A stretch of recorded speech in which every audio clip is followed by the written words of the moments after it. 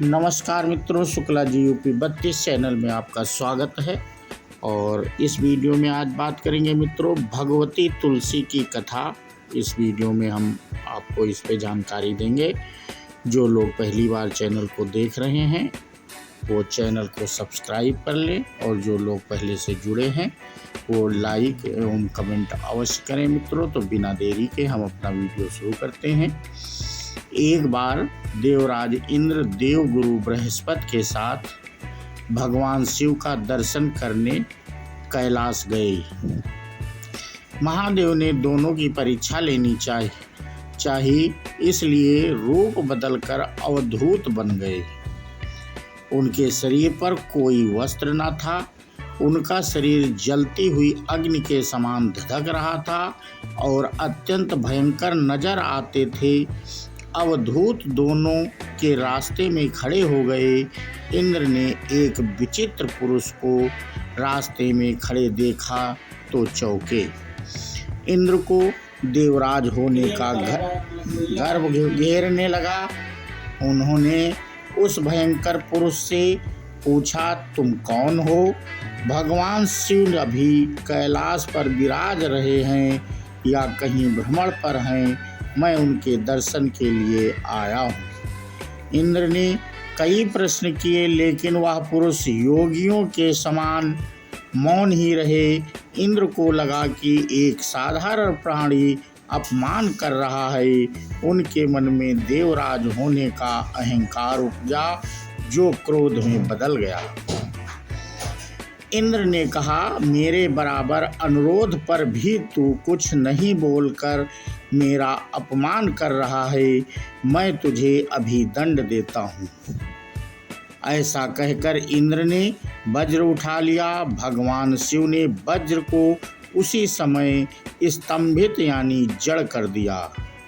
इंद्र की बाँह अकड़ गई।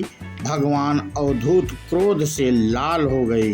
बृहस्पति उनके चेहरे पर आई क्रोध की ज्वाला को देखकर समझ गए कि ऐसा प्रचंड स्वरूप महादेव के अतिरिक्त किसी का नहीं हो सकता। बृहस्पति शिव स्तुति गाने लगे। उन्होंने इंद्र को भी महादेव के चरणों में लिटा दिया और बोले, हे प्रभु इंद्र, आपके चरणों में पड़े हैं, आपके शरणागत हैं। आपके ललाट से प्रकट अग्नि इन्हें जलाने को बढ़ रही है। हम शरणागतों की रक्षा करें। बृहस्पति ने विनती की, फिर प्रभु भक्तों पर आपकी सदा कृपा बरसती है। आप भक्त वत्सल और सर्वसमर्थ हैं। आप इस तेज को कहीं और स्थान दे दीजिए ताकि इंद्र के प्राणों की रक्षा हो। भगवान रुद्र ने कहा, बृहस्पति, मैं तुम पर बहुत प्रसन्न हूँ। इंद्र को जीवन दान देने के कारण तुम्हारा एक नाम जीव भी होगा। मेरे तीसरे नेत्र से प्रकट इस अग्नि का ताप देवता सहन नहीं कर सकते, इसलिए मैं इसको बहुत दूर छोड़ूंगा।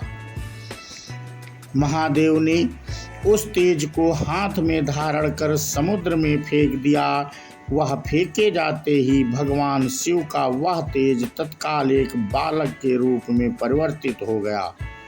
सिंधु से उद्भव होने के कारण उनका नाम सिंधुपुत्र जलंधर प्रसिद्ध हुआ। जलंधर, जिनका नाम शंखचूड़ भी हुआ, शिव के तेज से उत्पन्न हुआ था। इस कारण परम शक्तियों से संपन्न था। वह देवों से भी ज्यादा शक्तिमान था। वह उस तेज से पैदा हुआ था जो इंद्र को समाप्त करने वाला था। इसलिए असुरों ने उसे अपना राजा बनाया। अवधूत रूप में यह लीला करने के बाद महादेव अंतर्धान हो गए। इंद्र के गर्भ का भंजन भी हुआ। भगवान के दर्शन भी हो गए। तुलसी से जुड़ी एक कथा बहुत प्रचलित है। श्रीमद् देवी भागवत पुराण में इनके अवतरण की दिव्य लीला कथा भी बनाई गई है। एक बार शिव ने अपने तेज को समुद्र में फेंक दिया था। उससे एक महातेजस्वी बालक ने जन्म लिया। यह बालक आगे चलकर जालंधर के नाम से पराक्रमी दैत्य राजा बना। इसकी राजधानी का नाम जालंधर नगरी था। दैत्यराज कालनेमी की कन्या वृंदा का विवाह जालंधर से हुआ। जालंधर महाराक्षस था। अपनी सत्ता के मद में चूर उसने माता लक्ष्मी को पाने की कामना से युद्ध किया, परंतु समुद्र से ही उत्पन्न होने के कारण माता लक्ष्मी ने उसे अपने भाई के रूप में स्वीकार किया। वहां से पराजित होकर वह देवी पार्वती को पाने की लालसा से कैलाश पर्वत पर गया। भगवान देवाधिदेव शिव का ही रूप धर कर माता पार्वती के समीप गया, परंतु मां ने अपने योग बल से उसे तुरंत पहचान लिया तथा वहां से अंत ध्यान हो गई। देवी पार्वती ने कुछ क्रुद्ध होकर सारा वृत्तांत भगवान विष्णु को सुनाया। जालंधर की पत्नी वृंदा अत्यंत पवित्र पतिव्रता स्त्री थी।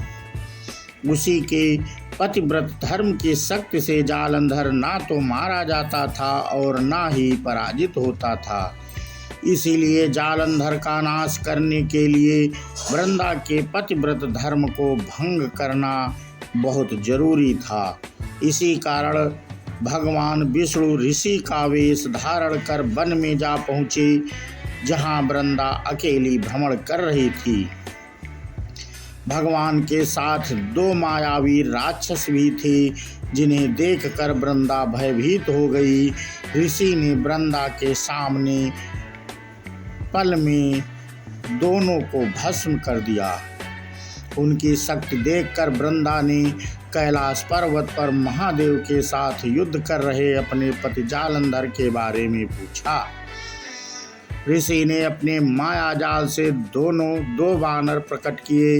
एक बानर के हाथ में जालंधर का सिर था तथा दूसरे के हाथ में धड़। अपने पति की यह दशा देखकर वृंदा मूर्छित होकर गिर पड़ी। होश में आने पर उन्होंने ऋषि रूपी भगवान से विनती की कि वह उनके पति को जीवित करें। भगवान ने अपनी माया से पुनः जालंधर का सिर धड़ से जोड़ दिया, परंतु स्वयं भी वह उसी शरीर में प्रवेश कर गए।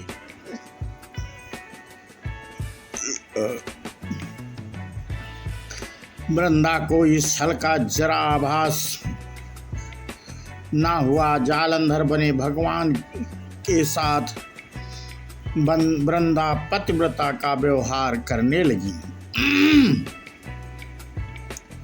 जिससे उसका सतीत्व भंग हो गया। ऐसा होते ही वृंदा का पति जालंधर युद्ध में हार गया। इस सारी लीला का जब वृंदा को पता चला तो उसने क्रुद्ध होकर भगवान विष्णु को शिला होने का श्राप दे दिया तथा स्वयं सती हो गई। जहाँ वृंदा भस्म हुई वहाँ तुलसी का पौधा उगा। भगवान विष्णु ने वृंदा से कहा, हे वृंदा, तुम अपने सतीत्व के कारण मुझे लक्ष्मी से भी अधिक प्रिय हो गई हो। अब तुम तुलसी के रूप में सदा मेरे साथ रहोगी।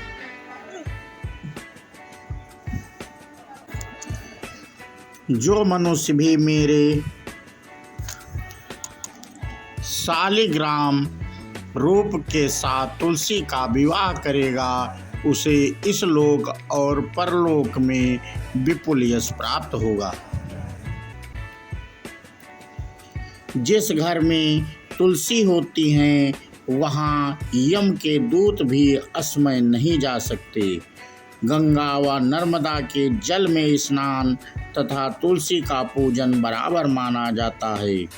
चाहे मनुष्य कितना भी पापी क्यों ना हो, मृत्यु के समय जिसके प्राण मंजरी रहित तुलसी और गंगा जल मुख में रख कर निकल जाते हैं, वह पापों से मुक्त होकर वैकुंठ धाम को प्राप्त होता है।